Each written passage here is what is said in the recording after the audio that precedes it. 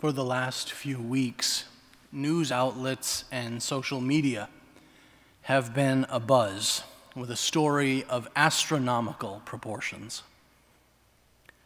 On December 21st, for the first time in nearly 800 years, we would be able to see the planetary conjunction of Jupiter and Saturn in the western sky. The joining of these two celestial bodies would create a dazzling light in the night sky and form what many believe to be the Star of Bethlehem, the same star that guided the Magi to Bethlehem over 2 millennia ago. Not wanting to miss a once-in-a-millennium opportunity, I did some research. After consulting the website for NASA and other scientific organizations, I was able to figure out the right time, place, and conditions I needed to see this astronomical phenomenon. The night of December 21st finally arrived, so I bundled up, put on my boots, and set out into our snowy monastery field to view the Star of Wonder. However, my plans were for naught.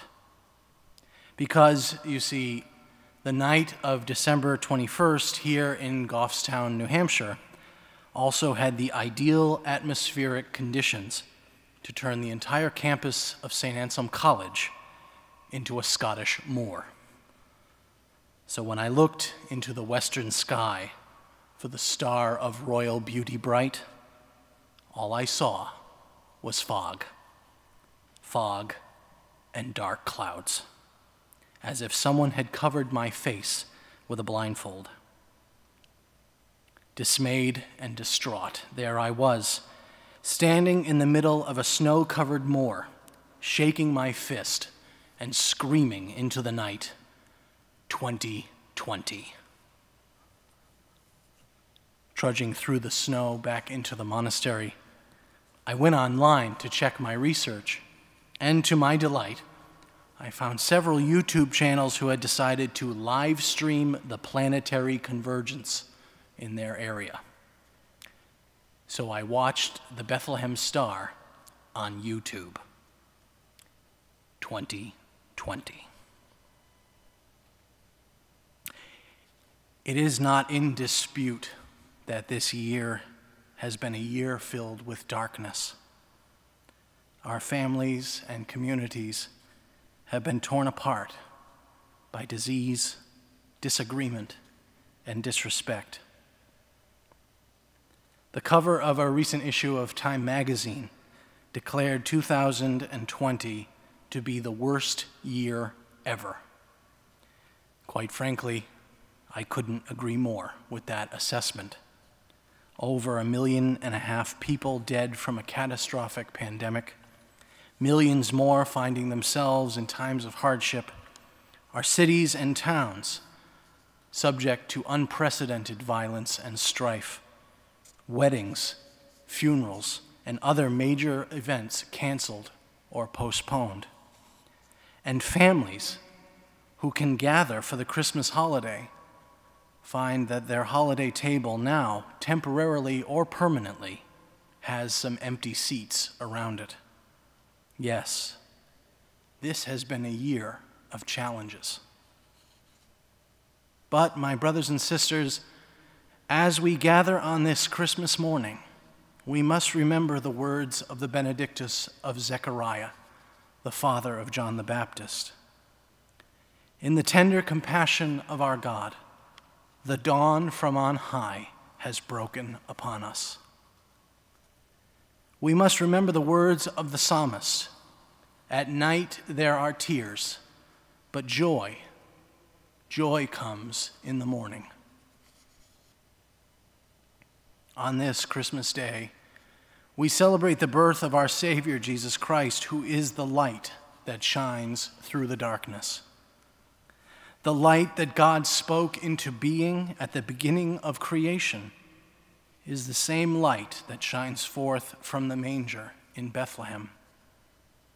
This is the light that darkness cannot extinguish. That is the message of Christmas.